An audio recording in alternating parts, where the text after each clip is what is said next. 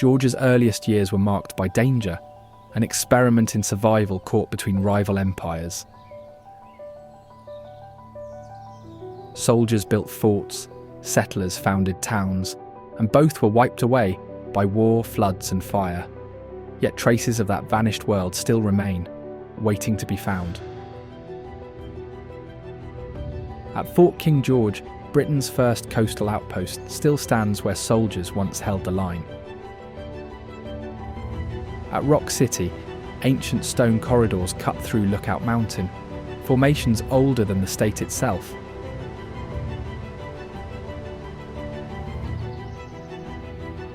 And at Ebenezer, the ruins of an abandoned settlement linger, where a community was lost to the river.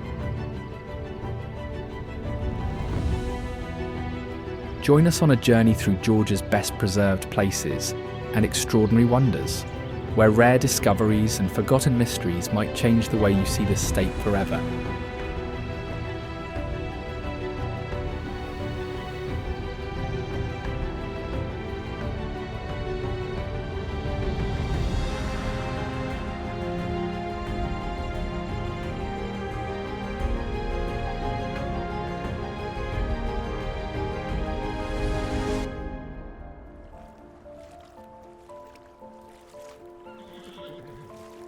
The feral horses from Cumberland Island emerge as living ghosts of plantation slavery, their ancestors hauled to this barrier island by wealthy industrialists who treated both human beings and animals as disposable property.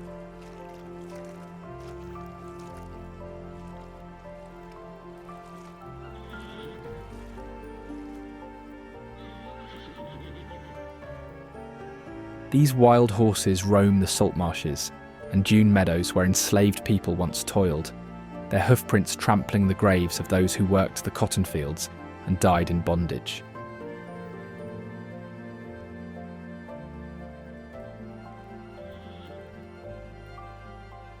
Between 150 and 200 horses currently survive on the island without any human assistance, their population stabilised through natural mortality, including parasite loads, disease and starvation during drought periods.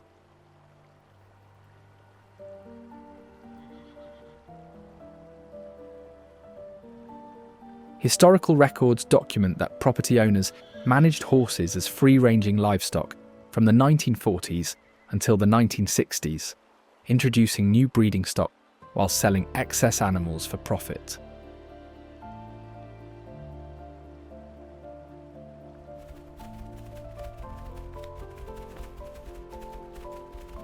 The Carnegie family and other wealthy landowners imported Tennessee walking horses, quarter horses, Arabians and Paso Finos to create their private herds before abandoning the animals when the National Seashore designation eliminated private ownership.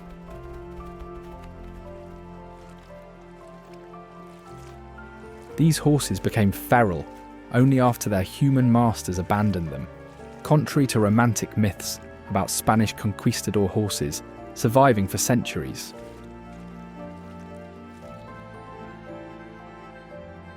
Dungeness ruins stand as a monument to industrial greed and aristocratic excess, their ivy-clad walls concealing the ghosts of both enslaved people and wealthy Carnegie family members who called this cursed island home.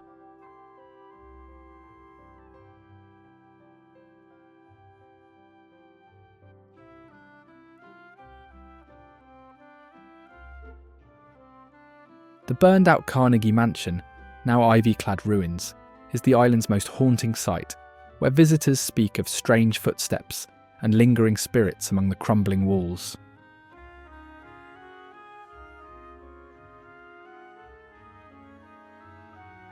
In 1959, a mysterious fire consumed Dungeness after burning for 3 days, visible from as far away as St Mary's, while legends claim the arsonist was a poacher seeking revenge against Carnegie caretakers.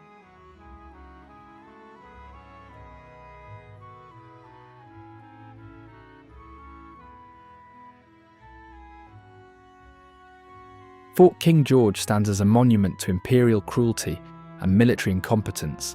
Its reconstructed cypress blockhouse, marking the spot where 140 British soldiers died in agony from dysentery, malaria and starvation between 1721 and 1727.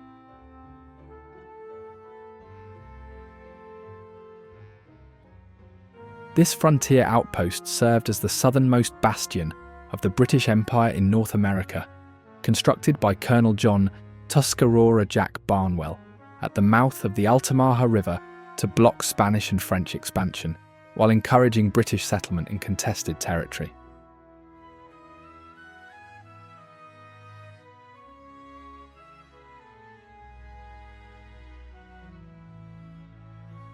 The fort's tragic history reveals the devastating human cost of European colonial competition, where elderly soldiers were sent to die in a pestilential swamp while their commanders pursued imperial glory.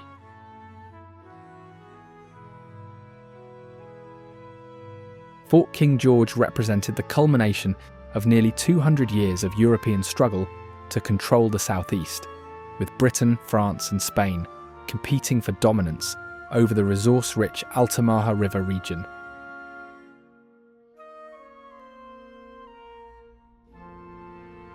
The fort's construction initiated a diplomatic crisis with Spain that eventually escalated into military conflict, including the decisive Battle of Bloody Marsh on St. Simon's Island in 1742.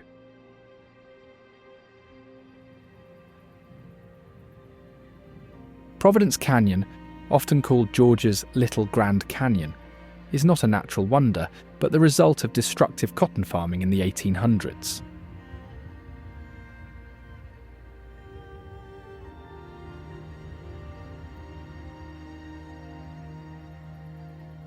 Enslaved African Americans were forced to work this fragile land while plantation owners ignored soil conservation, and the sandy soils quickly washed away.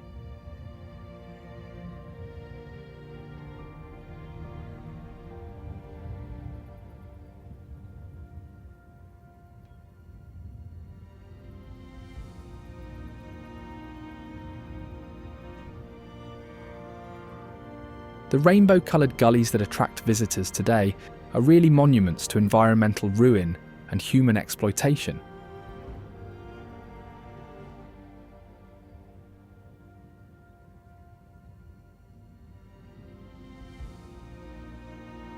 The park contains an unusual attraction, consisting of nearly a dozen rusty cars and trucks from the 1950s era, abandoned within an old homestead and left to decay.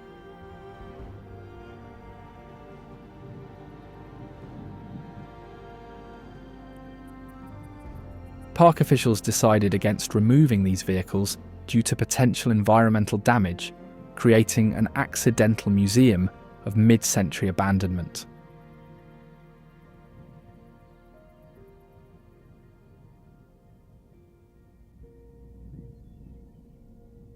These rusting hulks serve as fitting symbols for a landscape scarred by human neglect and the boom-bust cycle of exploitative agriculture.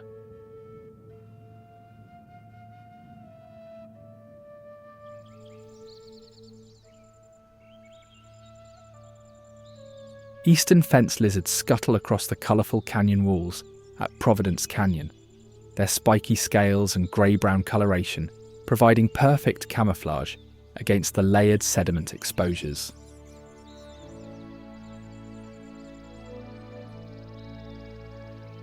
These territorial males flash bright blue throat patches while performing aggressive push-ups and head bobs to defend their rocky domains from intruders.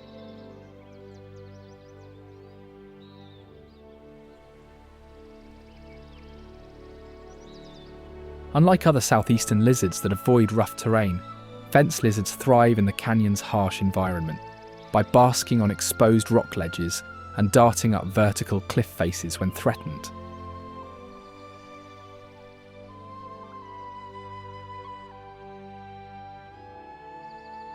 Indigo buntings demonstrate supernatural navigation abilities by using star patterns to guide their nocturnal migrations between breeding grounds and wintering areas, stretching from southern Florida to northern South America.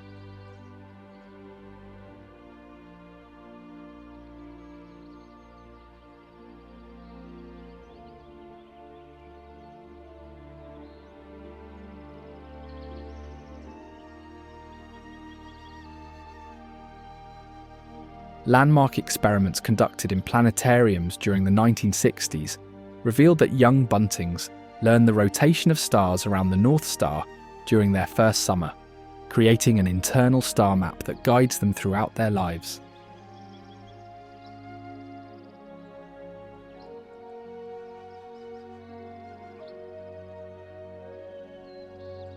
Scientists systematically manipulated star patterns within dome facilities to prove these birds gauge direction using constellations nearest Polaris, the celestial pivot that provides a reliable reference for true north.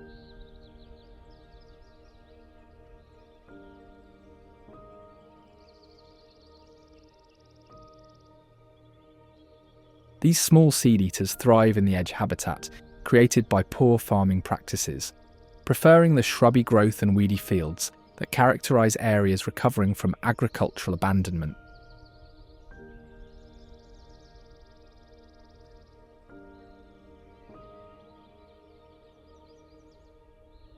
Males establish territories by singing up to 200 distinct songs, each learned from neighbouring birds during their first breeding season, creating unique local dialects that vary between different populations. Sunbury stands as one of the most notorious dead towns in the southeast, its vanished streets and empty cemetery marking the spot where a once thriving seaport rivaled Savannah before succumbing to war, disease and economic collapse.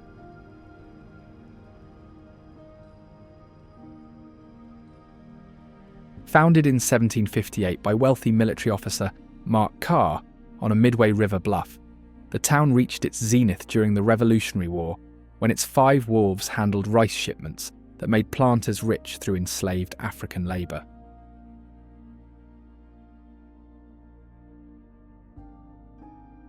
Today, only the Sunbury Cemetery and interpretive markers remain to document a city that once contained 496 carefully planned lots, arranged around 3 public squares, in imitation of Savannah's urban design.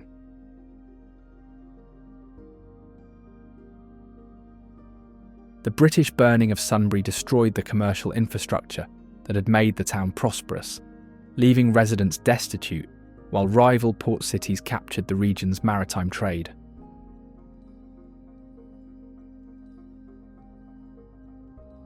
A catastrophic yellow fever outbreak in the 1790s killed many survivors, while 2 devastating hurricanes, including one in 1804, demolished what buildings had been reconstructed after the war.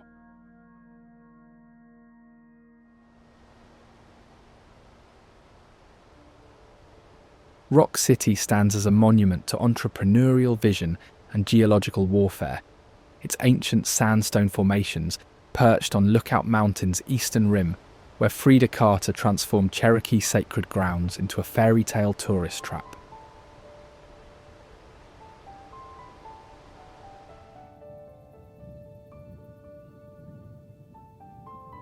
The massive stone citadel emerged from tectonic plate collisions over 240 million years ago, when limestone ridges thrust upward from ancient seas, creating the towering rock formations that Cherokee peoples called Chattanooga, meaning rock coming to a point.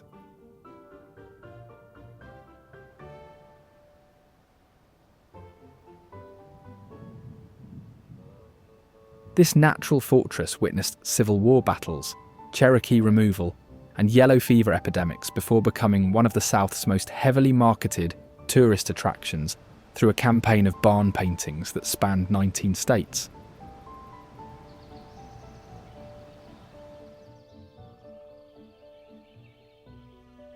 Carolina wrens demonstrate remarkable architectural creativity by constructing bulky, dome-shaped nests in the most improbable locations, including mailboxes, hanging flower pots, abandoned vehicles, coat pockets, boots, and even discarded tin cans.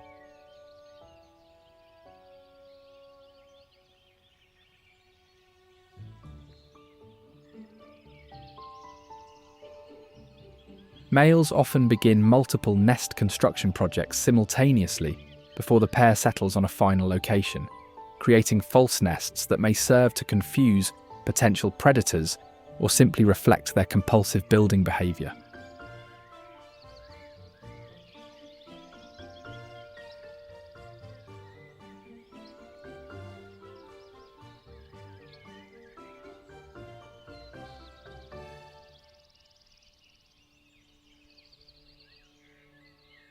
The final nest becomes a fortress-like structure, with a side entrance and sometimes an elaborate porch or entrance ramp woven from bark strips, dead leaves, snakeskin, paper, plastic, and any available debris.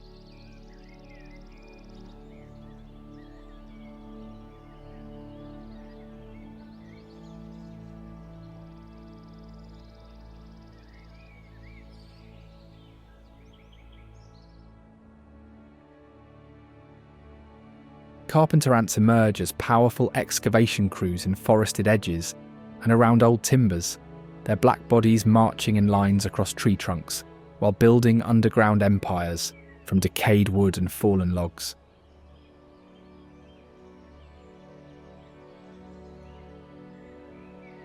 These industrious architects create smooth, sandpaper-textured galleries inside moist timber, systematically hollowing out entire tree stumps and rotting logs without consuming the wood they excavate.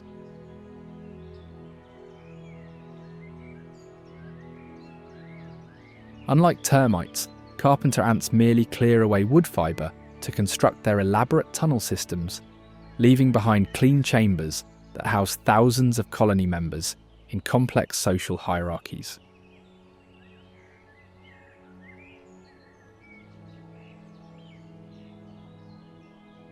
Carpenter ant colonies establish sophisticated dual nest networks consisting of primary parent colonies that house egg-laying queens alongside smaller satellite nests positioned throughout their territory.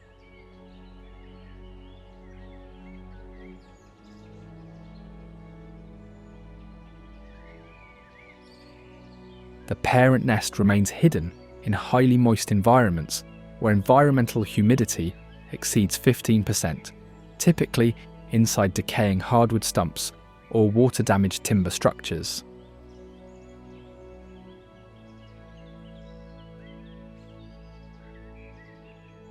Auraria stands as the first ghost town in history, its vanished streets and empty foundations marking where gold fever created and destroyed a boomtown within 2 decades. This haunting settlement emerged from Cherokee lands, forcibly seized through the Georgia Gold Rush and Gold Lottery of 1832, transforming from pristine wilderness into a lawless mining camp of 1,000 residents by May 1833.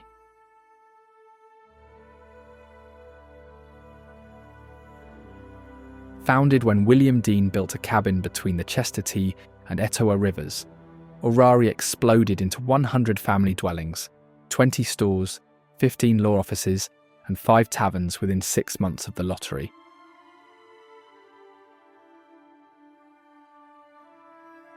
With no jobs and no gold remaining, Auraria became history's first ghost town, its population dwindling to nothing as the community deteriorated and disappeared.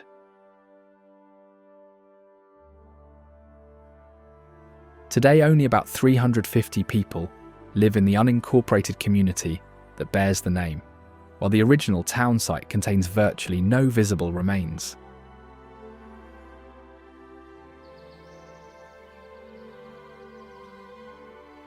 Chattahoochee National Forest stands as one of the largest wilderness preserves east of the Mississippi River, its wilderness areas rising from ancient Cherokee lands that were seized through violence and federal betrayal.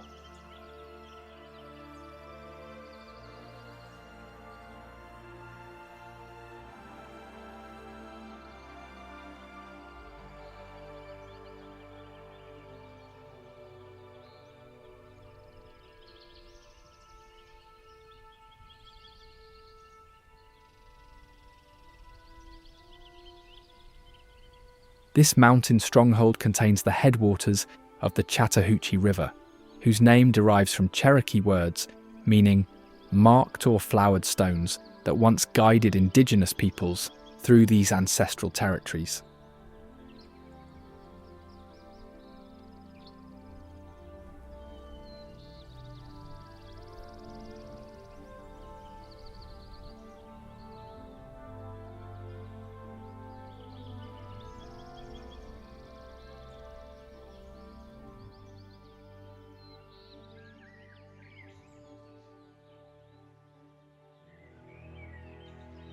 Eastern chipmunks emerge as hyperactive forest architects throughout the wooded areas and urban parks, their distinctive black and white stripes flashing through understory vegetation as they conduct frantic hoarding operations from dawn to dusk.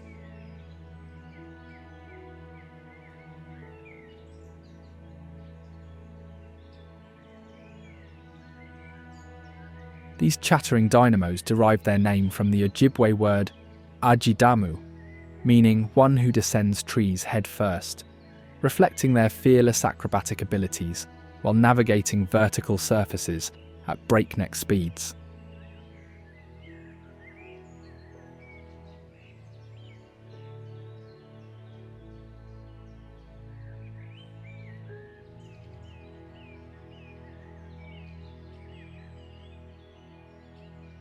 In the region, chipmunks inhabit forests of the Piedmont and northern mountainous areas, while avoiding coastal plains and swampy lowlands where their elaborate burrow systems would flood.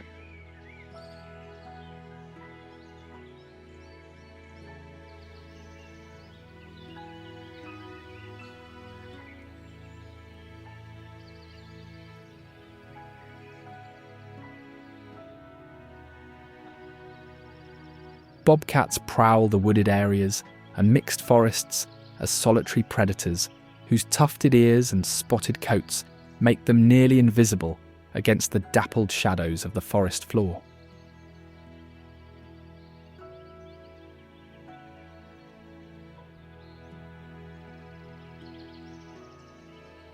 These secretive felids derive their name from their distinctively short, bobbed tail that distinguishes them from their larger lynx cousins, while their yellowish-brown fur, marked with dark streaks, provides perfect camouflage among fallen leaves and broken sunlight.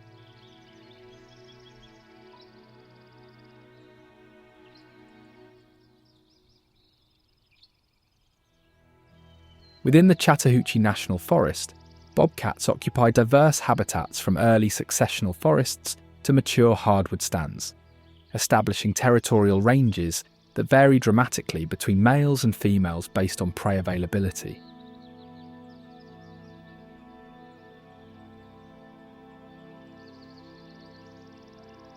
Bobcat populations face pressure from coyotes, hawks and owls that prey on kittens, while adult bobcats may be outcompeted by coyotes for food resources, especially during years of prey scarcity.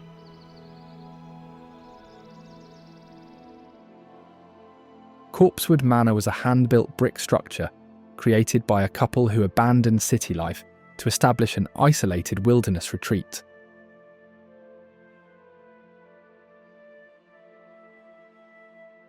Alongside them were two English mastiffs kept as guard dogs, which later became involved in the incident that ended the manor's occupation. At one point, two visitors arrived under the pretense of a social gathering, convinced that the residents were hiding extensive wealth. Then what began as a visit escalated into a robbery.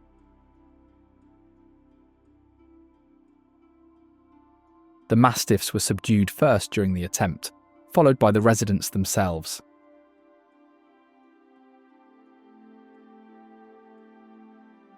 In the aftermath, the perpetrators ransacked both the manor and the chicken house, then set fire to the property while searching for money and valuables that were never there.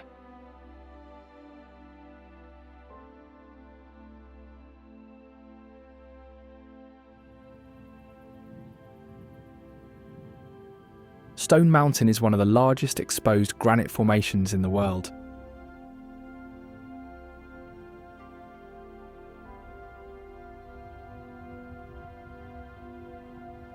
The mountain's granite pluton originated underground as magma solidified during the formation of the Appalachian Mountains and was later exposed as surrounding softer rock eroded.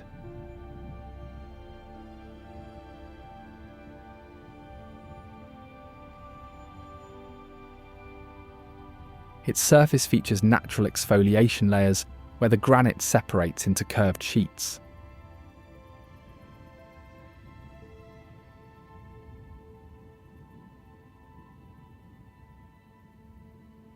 This sheeting forms as pressure is released when overlying rock erodes, causing the granite to expand and crack parallel to the surface.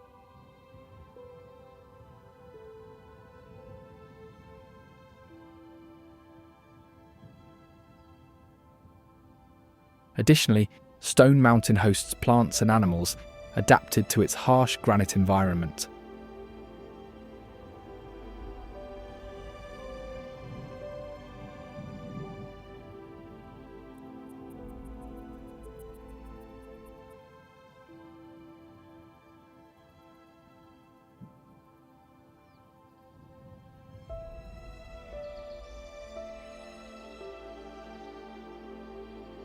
One species found on the mountain is the monarch butterfly, which is unique for completing a two-way migration similar to birds.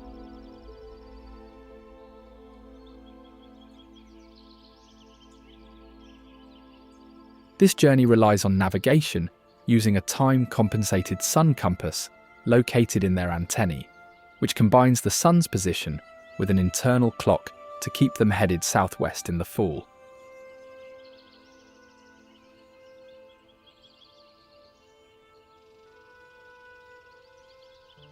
Their wings display a distinctive orange and black pattern, created by thousands of tiny overlapping scales that protect the delicate wing membranes while producing bright colours through light reflection.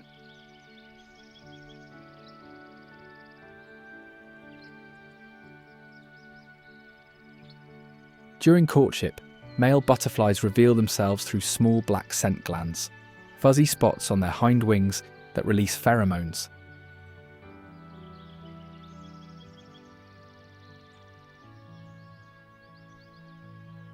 In contrast, females lack these spots and can be identified by their thicker, wider black wing veins, making it fairly easy to tell the sexes apart visually.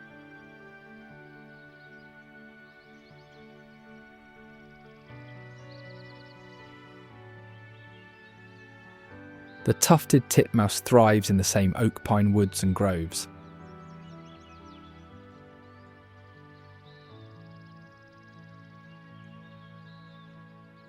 Unlike migratory monarchs, tufted titmice are year-round residents known for their lively behaviour and distinctive peter-peter call.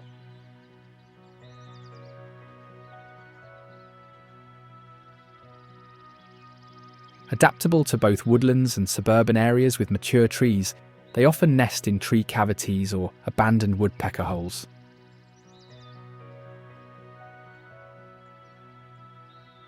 These songbirds are also active foragers, feeding on insects, seeds and nuts, frequently visiting feeders and storing food for winter.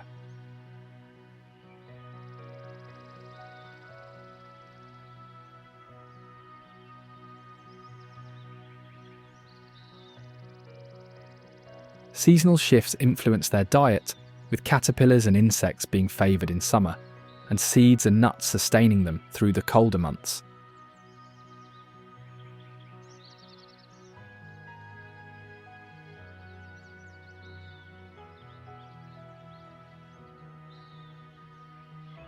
They travel in small flocks mixed with chickadees, sometimes relying on offspring to help raise new young, and have an unusual habit of lining nests with live animal hair.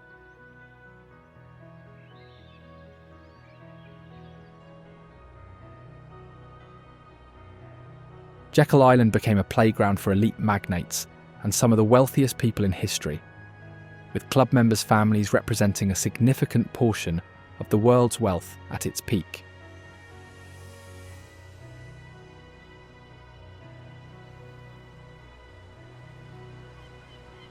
It was also the site of covert meetings that established the foundation of the Federal Reserve System.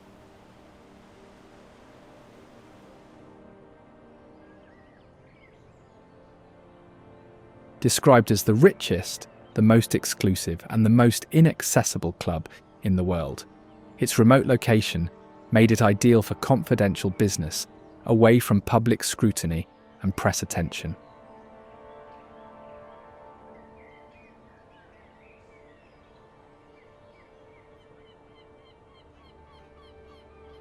On the grounds, members built elaborate private cottages, including sans souci, which was recognised as one of the nation's first condominiums.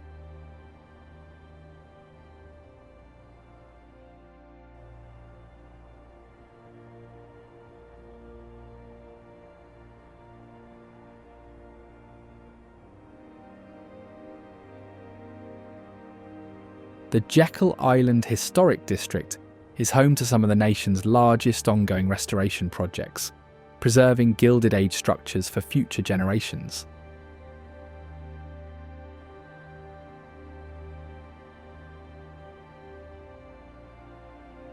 As an outdoor museum, it features carefully restored mansions or cottages, which are now open to the public.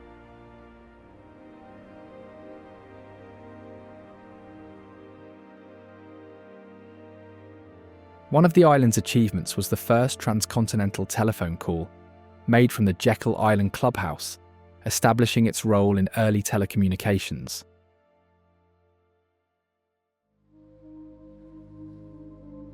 Faith Chapel, another landmark in the district, contains gargoyles modelled after those at Notre Dame and signed Tiffany stained glass windows.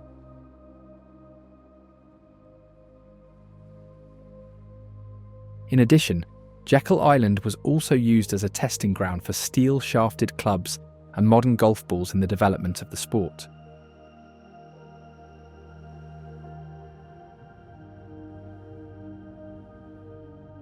The island also serves as an important nesting ground for loggerhead sea turtles.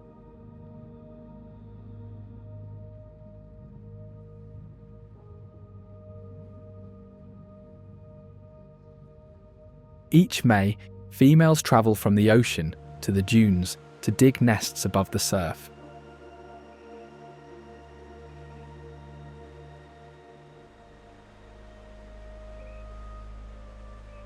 During this period, they are vulnerable to predators such as raccoons, ghost crabs, and birds, which often raid the nests.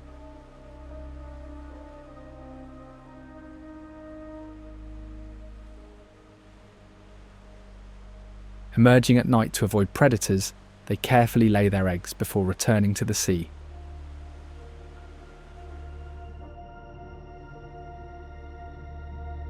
Once the eggs are laid, the turtles rely on an innate homing ability to navigate back to the exact location where they hatched, often decades earlier.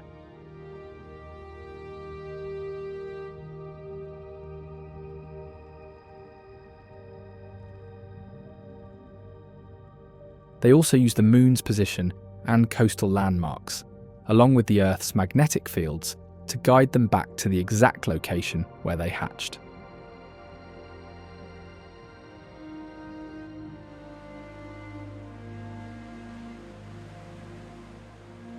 After hatching, the young turtles must cross the shore to reach the water, where ghost crabs wait in large numbers.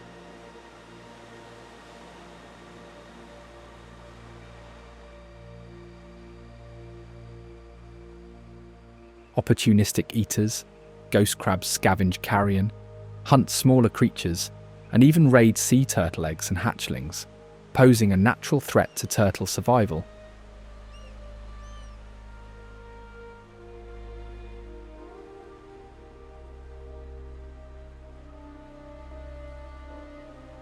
They are both competitors and predators, competing for food with other coastal species while preying on weaker animals along the shores of Jekyll Island.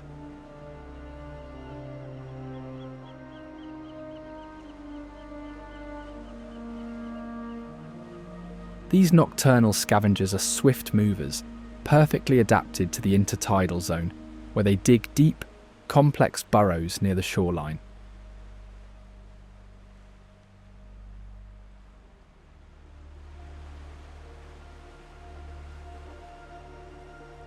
Unlike most crabs, they breathe air through moistened gills, requiring frequent returns to wet sand or waves to survive.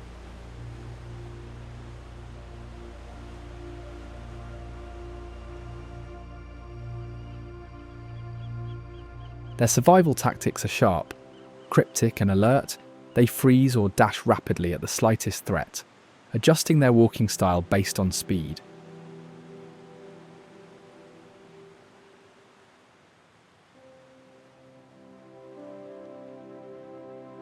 In summer and fall, they are most active as they dig, defend burrows, and forage aggressively, keeping the shoreline alive with movement.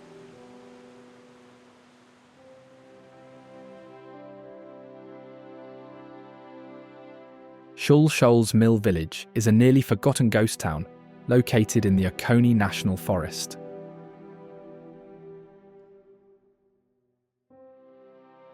Once a thriving industrial site in the 19th century, the mill is now in ruins.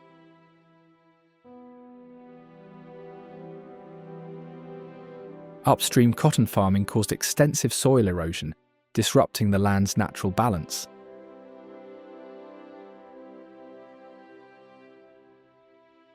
As a result, silt accumulated along the river's shoals, blocking the water flow crucial for powering the mill.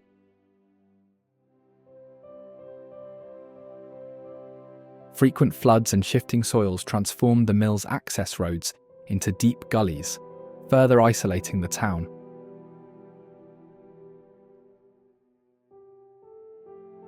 With the loss of power and increasing inaccessibility, workers abandoned the area, leaving the once busy village to fade into obscurity.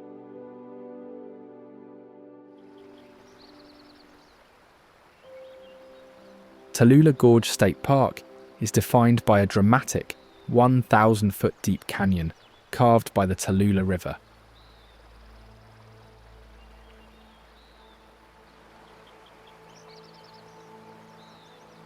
The cliffs of this park provide nesting sites for several bird species, including one that once nearly disappeared from the region, the peregrine falcon.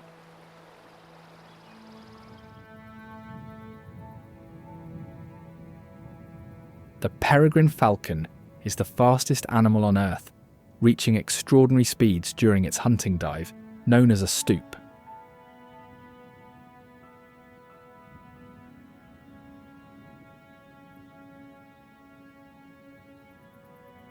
This remarkable velocity allows the bird to strike prey with immense force, stunning or killing it instantly with its talons.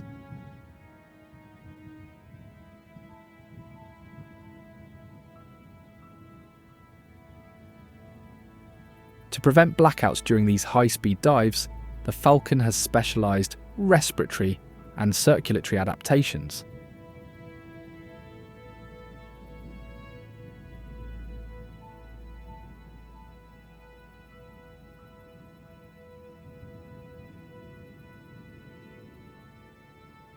Nictitating membranes or third eyelids also protect its eyes from debris while maintaining vision.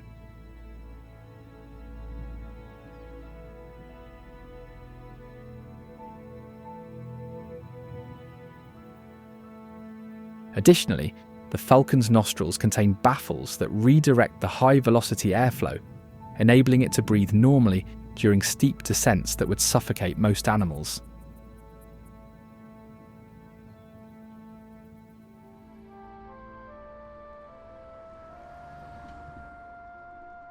Helen, once a struggling timber town, became a Bavarian-themed village in the late 1960s after local businesses faced closure.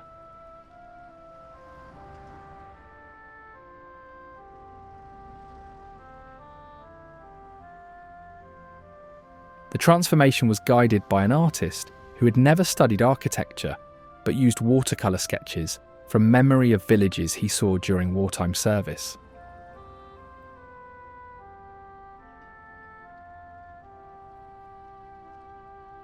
To support this vision, the town adopted German-inspired architecture with zoning codes requiring steep gabled roofs, latticework trim, bold colours, and winding cobblestone roads.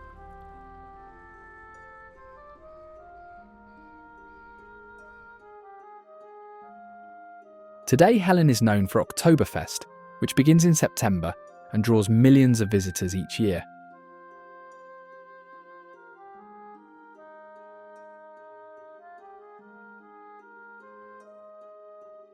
Visitors may float through downtown on river tubing trips past Bavarian-themed buildings, which are along the same river that Cherokee communities used in the past.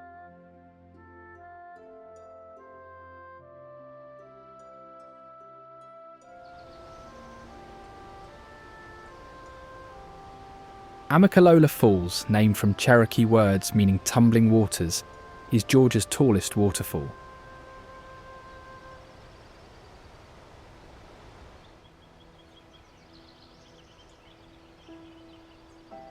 The waterfall is classified as a tiered horsetail fall, with water maintaining constant contact with the rock surfaces as it cascades.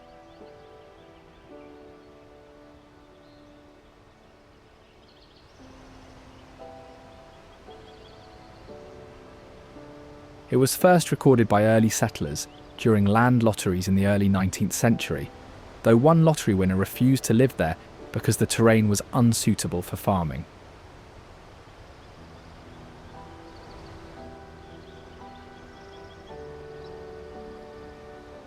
The first explorer to write about the falls exhausted himself climbing only halfway and never reached the summit.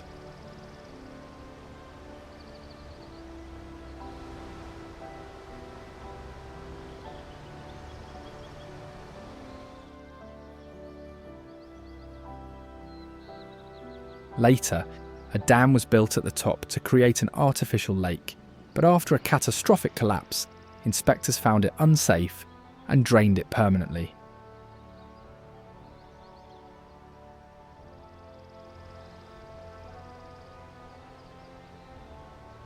Today, it still attracts hikers along the Appalachian Trail, who climb hundreds of stairs beside the falls.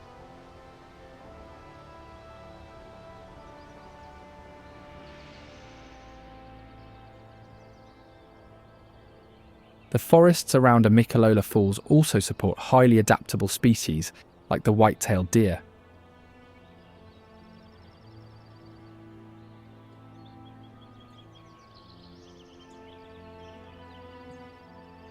These deer have hair shafts that trap air, providing insulation during winter and buoyancy for swimming.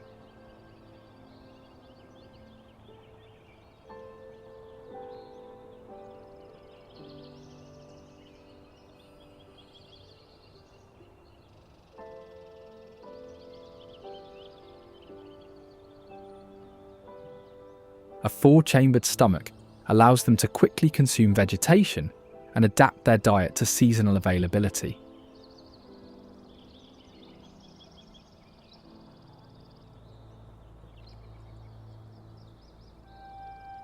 The white underside of their tail flashes when raised during flight, warning other deer of danger.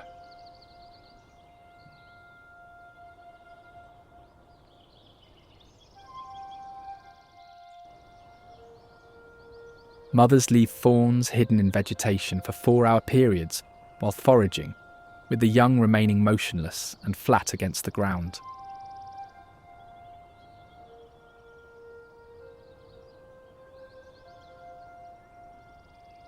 These baby deer withhold their feces and urine until the mother returns, who then ingests the waste to eliminate scent trails that can be followed by predators like the red-tailed hawk.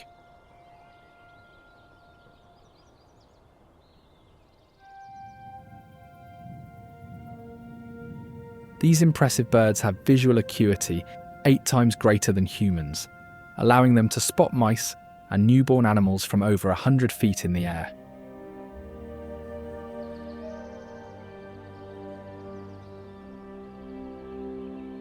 A bony ridge above each eye socket functions like a built-in sun visor, shielding their eyes from direct sunlight, like how a baseball cap protects human vision.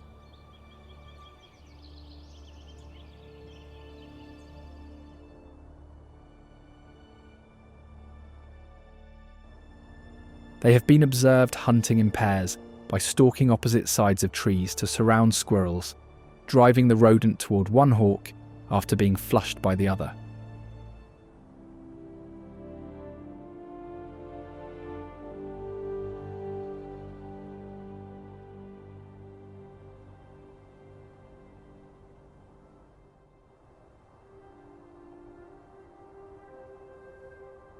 Their distinctive scream is sometimes used as a scare tactic, causing ground animals to suddenly flee and waste energy while revealing their location.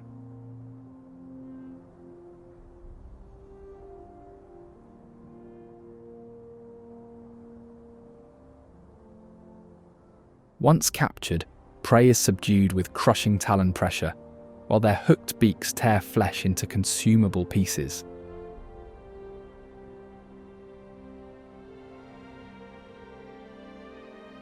Ebenezer was one of the first planned settlements, founded by German-speaking Salzburger Lutheran refugees that were fleeing religious persecution in Europe.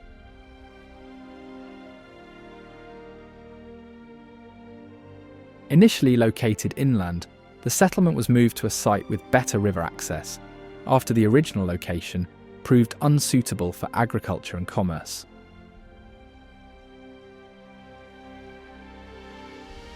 Ebenezer became a cultural and intellectual hub, establishing one of the first printing presses in the region.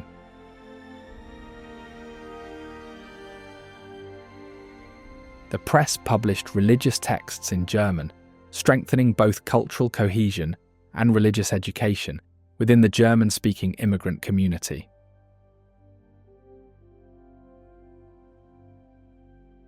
As the community became increasingly multicultural, it grew to over 1,200 people and covered about 25 square miles before the Revolutionary War.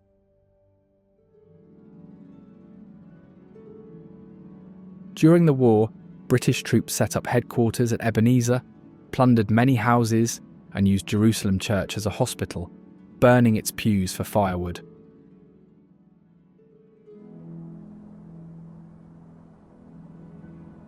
The Okefenokee National Wildlife Refuge protects the Okefenokee Swamp, one of the largest intact freshwater ecosystems in North America.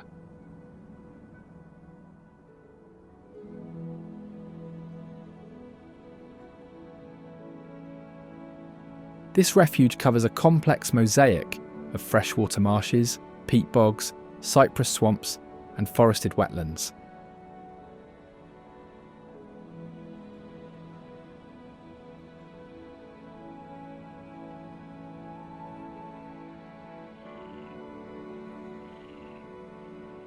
Historically, Native American cultures lived around the Okefenokee, utilizing its resources sustainably.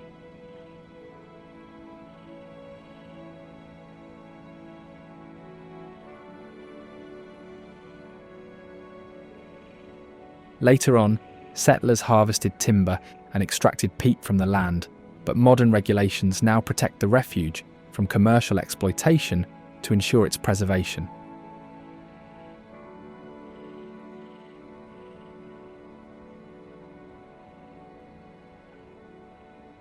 Today, the refuge only supports ecological research, education, and regulated recreational activities, where visitors can observe wildlife.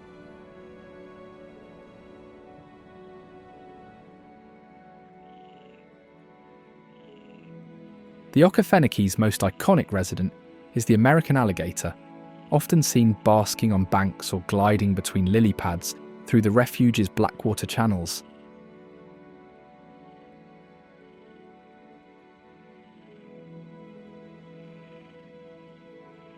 These alligators thrive in the refuge's warm, oxygen-poor waters by holding their breath underwater for up to 30 minutes while resting.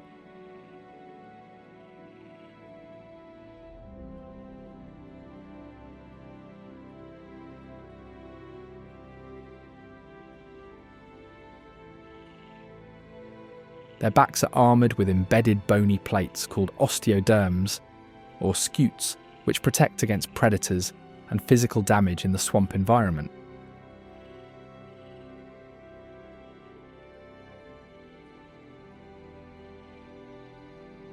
Another distinctive feature is their umbilical scar, a star-shaped mark with a webbed centre, unique to their leather and often used by artisans as an authenticity marker.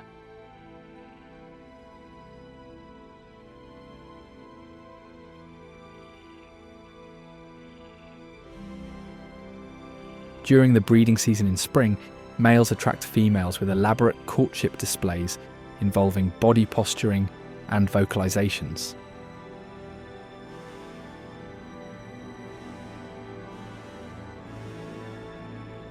Following this, females build mound nests from vegetation, mud, and debris, where they lay approximately 30 to 40 eggs.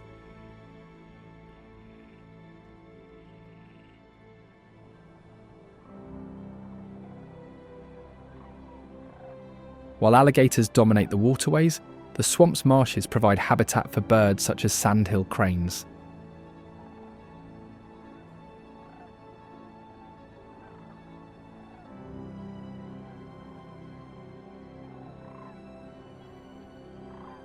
These birds are known for their loud, rolling trumpeting call, produced by an unusually long trachea coiled within their sternum.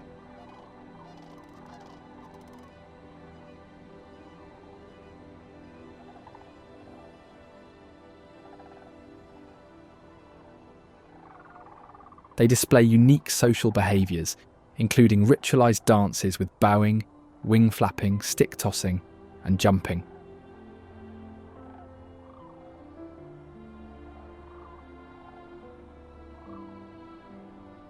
When mated, pairs perform unison calling, standing close together and producing synchronised duets, with females typically making 2 calls for every male call.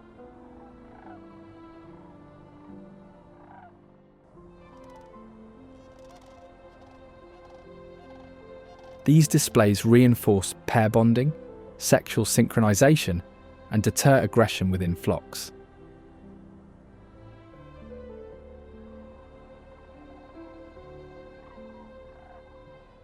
Sandhill cranes also exhibit territorial hostility, charging or adopting threat postures such as raising wing feathers, expanding the crown, and lowering the bill.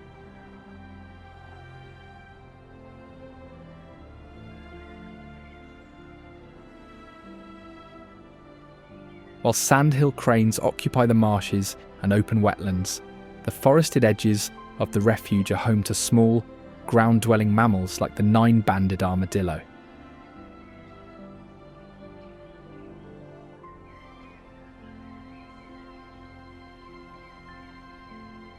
These armoured mammals shuffle along swamp edges and sandy trails, digging for insects with their snouts and claws.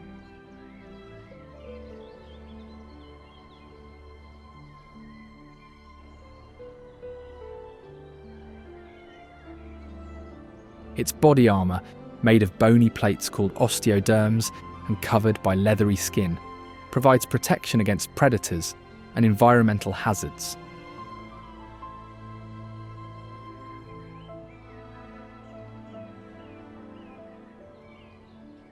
Unlike some armadillos, it does not roll into a ball. When threatened, it stiffens and arches its back in burrows to resist removal.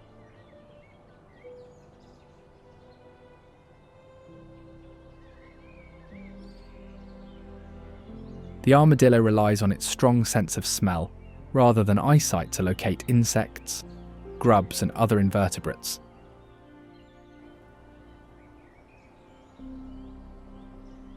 It can also leap into the air when startled, though this increases the risk of road accidents.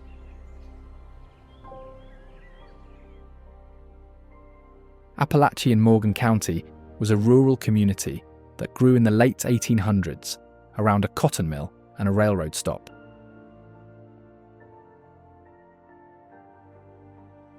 It expanded rapidly, with stores, churches, a post office, a Masonic lodge, and even a broom and handkerchief factory.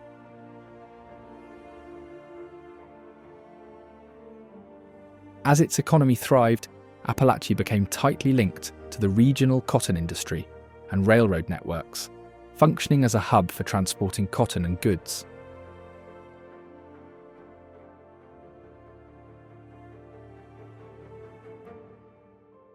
That success, however, was soon disrupted by the arrival of the boll weevil, which destroyed cotton crops and triggered an economic and social collapse.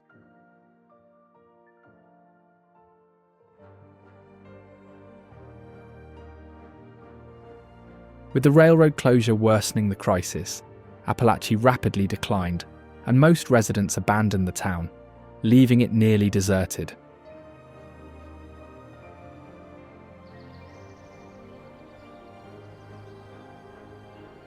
Cloudland Canyon State Park preserves a geological record in sandstone and shale, shaped by water-eroding resistant rock layers.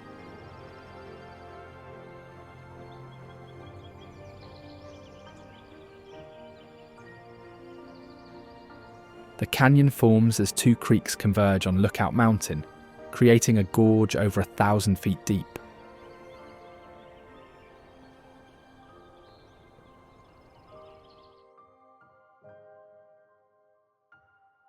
As water undercuts rock overhangs, collapses occur, leaving broken rocks or talus on the canyon floor.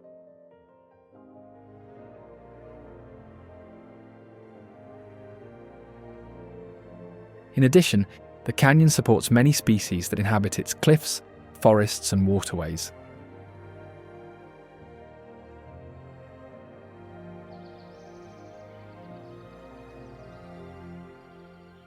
One example is the Acadian flycatcher, an exceptional aerial insectivore with rare flight abilities, including hovering and flying backward.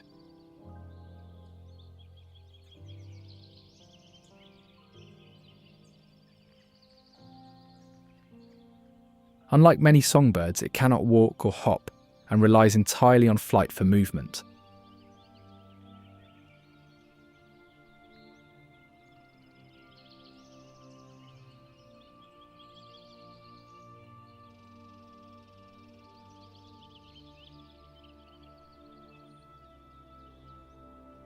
In addition, communication between males and females involves frequent calls and responsive vocal exchanges that adjust to territorial pressure.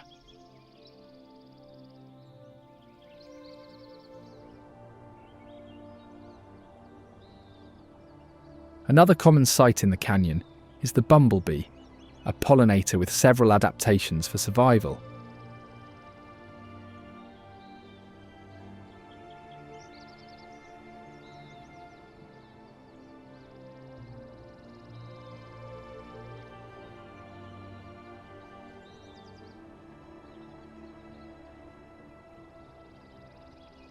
They generate heat by shivering their flight muscles, allowing them to forage in cool conditions.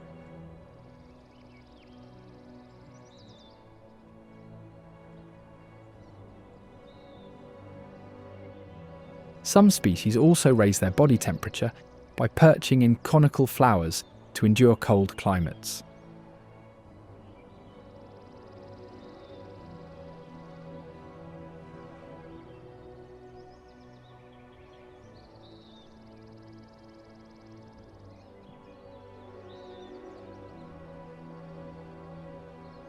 Additionally, queens can survive submerged in water for up to a week, using trapped air as gills.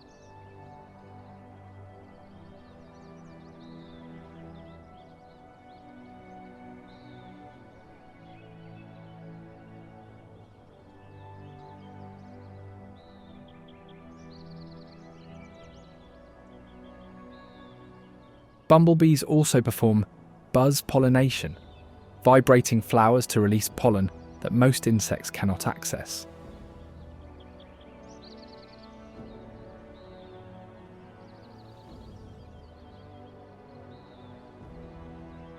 Together, these behaviours enable them to support seed production and sustain the variety of plants in the park.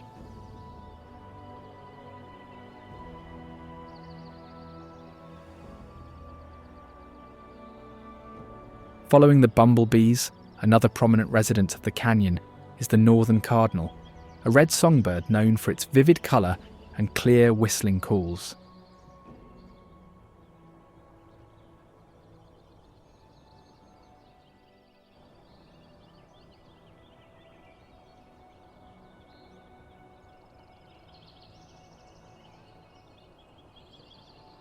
Its thick cone-shaped beak exerts strong crushing force, allowing it to crack open hard seeds and nuts that many other birds cannot.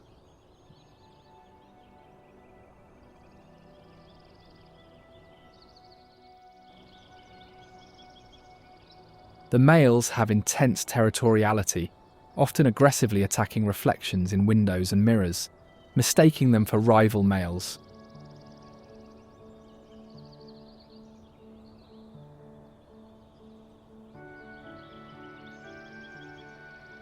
Unusually, both sexes of this species sing, and their songs exhibit sexual dimorphism that is undetectable to the human ear.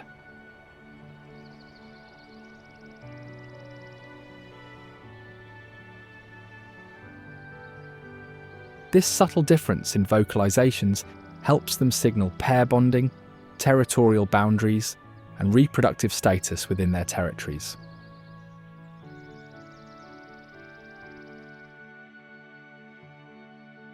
The Western and Atlantic Railroad Tunnel at Tunnel Hill is a remarkable example of mid-19th century engineering.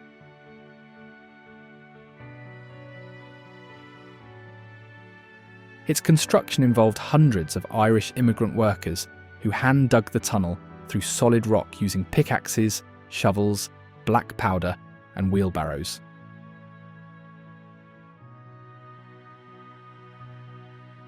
The project took several years and required precise alignment of blasting holes from both entrances.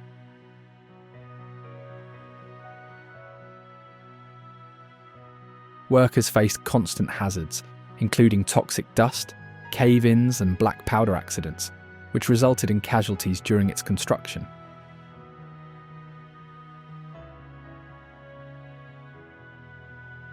Today, local lore gives the tunnel a haunted reputation, with reports of ghostly footsteps, echoes, and even sounds of digging, believed to be the lingering spirits of those who once worked there.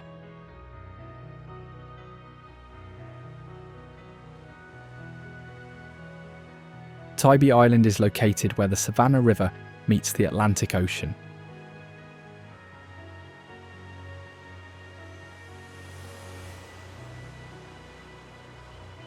The island's beaches are composed of sand from quartz and granite, washed down from the Appalachian Mountains, which gives the shoreline a grey tone, streaked with black granite.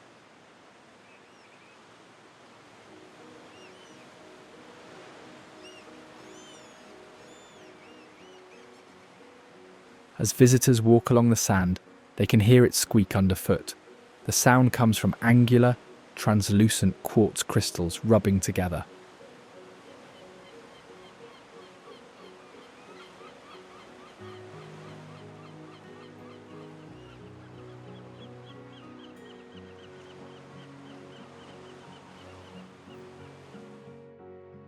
Furthermore, they may see the Tybee Island Light Station, which retains all its original support buildings on the 5-acre site, including 3 lightkeeper cottages.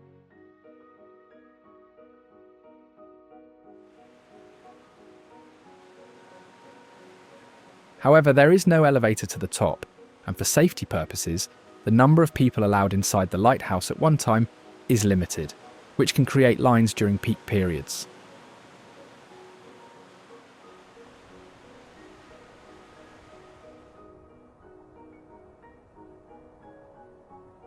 The island's beaches and marshes also provide habitat for wildlife, including the American mink along coastal waterways.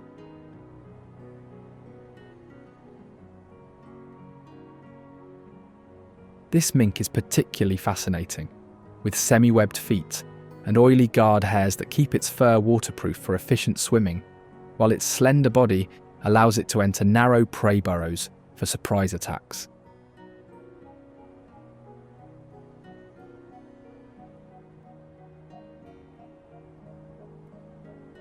When trapped, these minks resist fiercely, sometimes breaking their teeth to escape.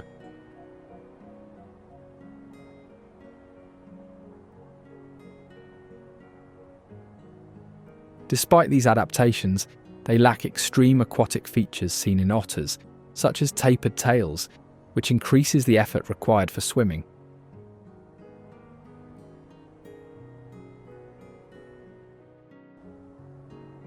They do, however, have a third eyelid, called the nictitating membrane, that moves horizontally to protect the eye underwater and clear debris.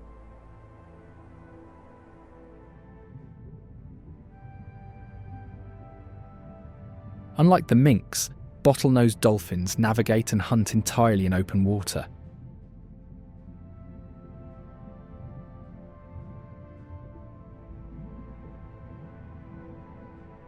They have an efficient respiratory system that allows them to exchange most of the air in their lungs with each brief surface breath.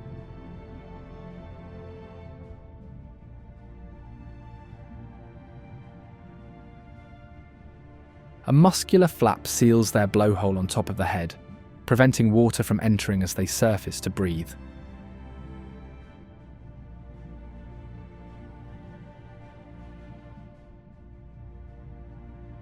Using echolocation, dolphins emit rapid clicks through specialised air sacs and focus the sound with a fatty structure called the melon on their forehead.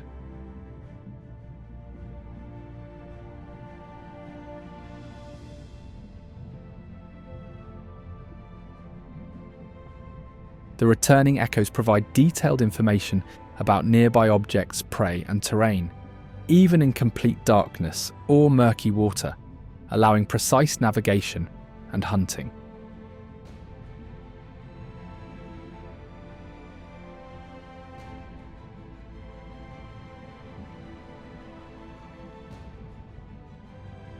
They also display advanced behaviours such as mimicry, play, using sponges as tools, and creating bubble rings for social interaction.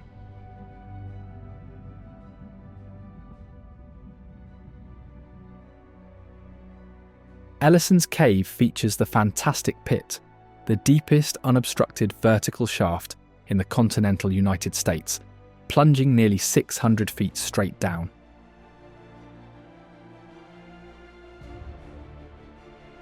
This massive pit requires expert vertical caving techniques, making it one of the most challenging underground sites to explore.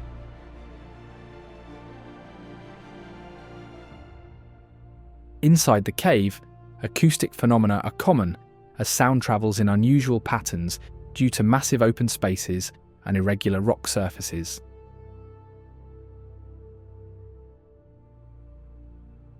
These effects create eerie echoes and amplification that can distort communication, complicating group coordination during exploration.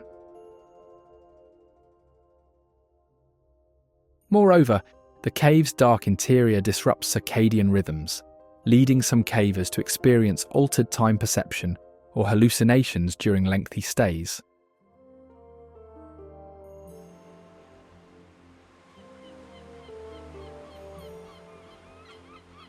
St. Simon's Island is the largest barrier island in the Golden Isles, known for its preserved military sites and oak-lined streets.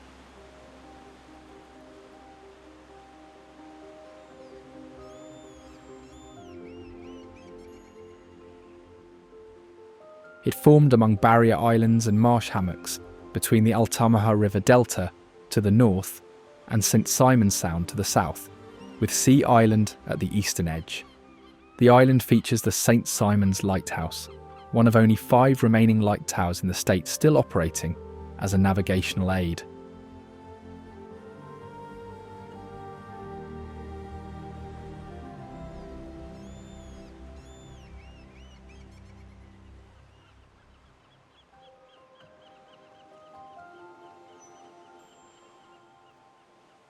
Today, it still uses its original 19th century third-order Fresnel lens, which rotates to produce a distinctive flash pattern guiding ships.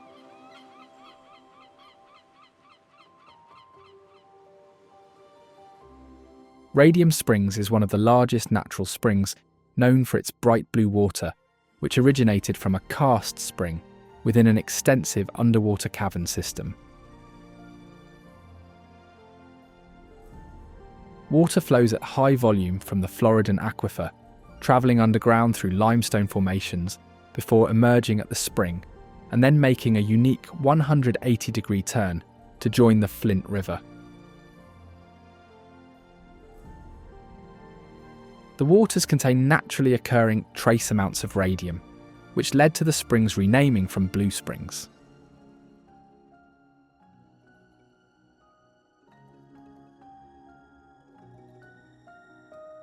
This low-level radioactivity attracted visitors who believed the mineral content had curative properties, prompting the development of a casino and resort area overlooking the spring.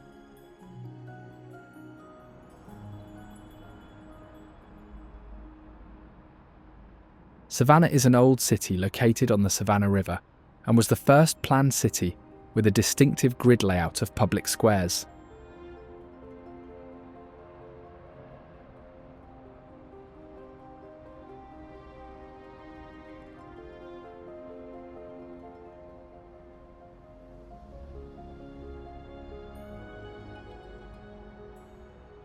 It follows an Oglethorpe plan, which organises the city into wards centred around communal squares.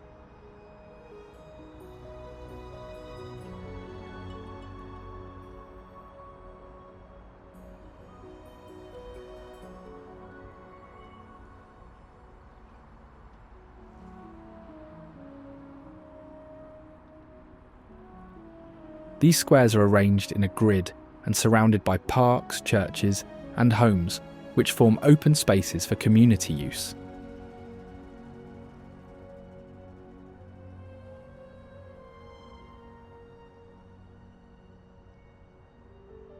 The plan also combines defence with social organisation, promoting security and providing spaces for community activities, which makes it a walkable and well-structured city.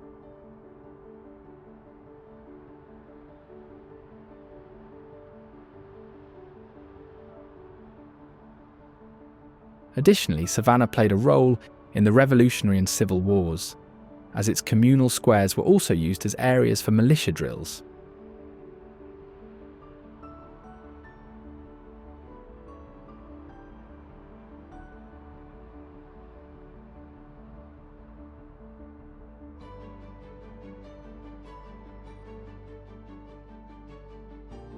One notable site in the city is Bonaventure Cemetery, which was originally part of a plantation and later became Savannah's largest municipal cemetery.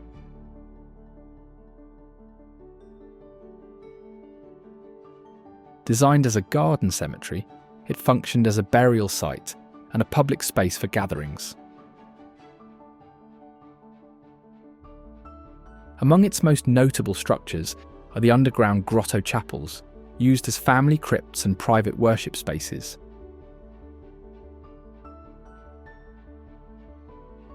These chapels contained pews, podiums, and even basic heating and plumbing, which is an unusual level of sophistication for burial sites. After interments, they were sealed and disguised, some now hidden beneath grassy mounds, to deter grave robbing.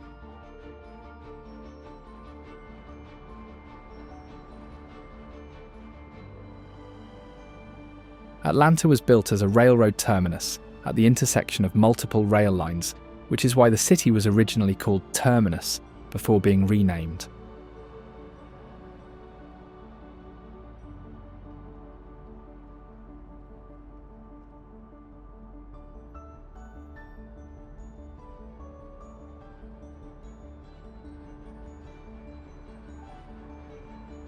During the Civil War, its location made it an important target of Union forces aiming to disrupt Confederate logistics, which resulted in near-complete destruction.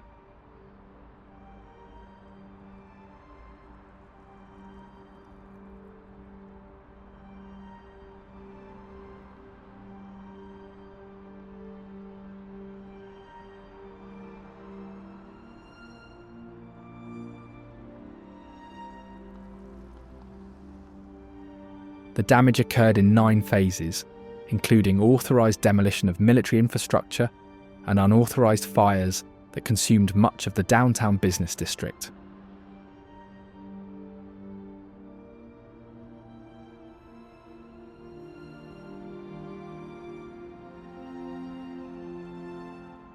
Only about 40% of the city was destroyed, as many churches and residential areas survived.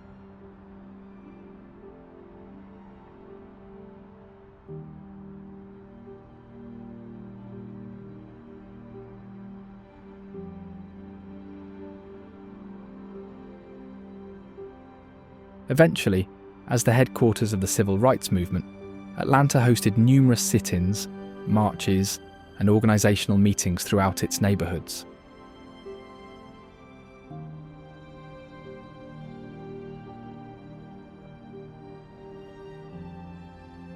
This established the city as a central hub for social change, which influenced the nation's legal system and social structure.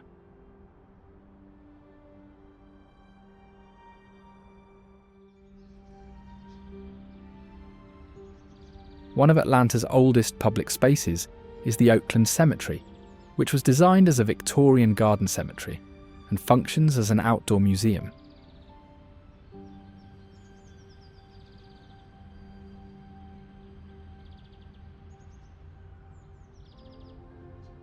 It has burial sections that are organised by social, ethnic, and religious groups, including separate areas for Confederate and Union soldiers.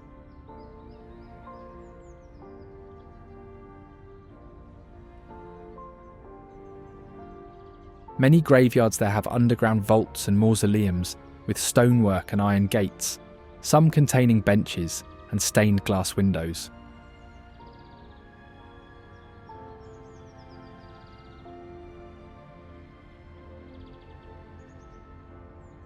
Additionally, funerary art throughout the cemetery uses symbols such as weeping willows for grief, broken columns for lives cut short, and draped urns for mourning.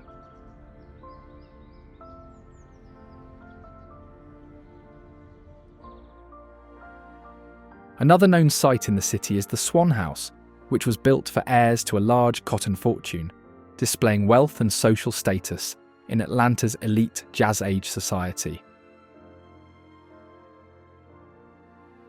The servants' quarters, garage and barn are located on the grounds and were meant to show the social hierarchy in the city. Its name comes from decorative swan motifs throughout the property, such as carved figures on the fountain.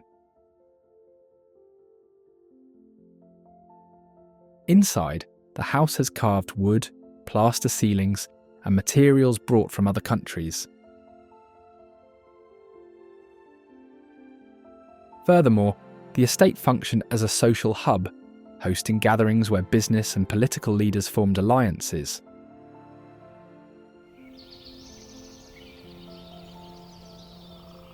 Atlanta is also home to iconic species, like the brown thrasher, often seen foraging in leaf litter or singing from shrubs and treetops.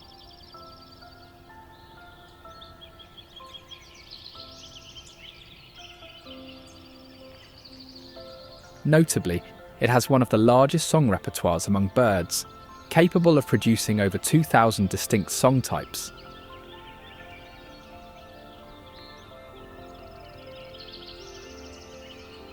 This bird delivers its songs in paired phrases and repeats each sequence twice before moving on.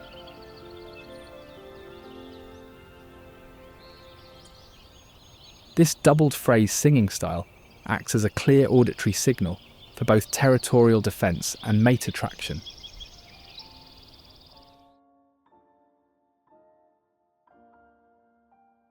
This is Georgia State, a land of hidden wonders and remarkable architectural marvels. Now, if you don't want to miss the most unreal wonders of North Carolina, check out this video.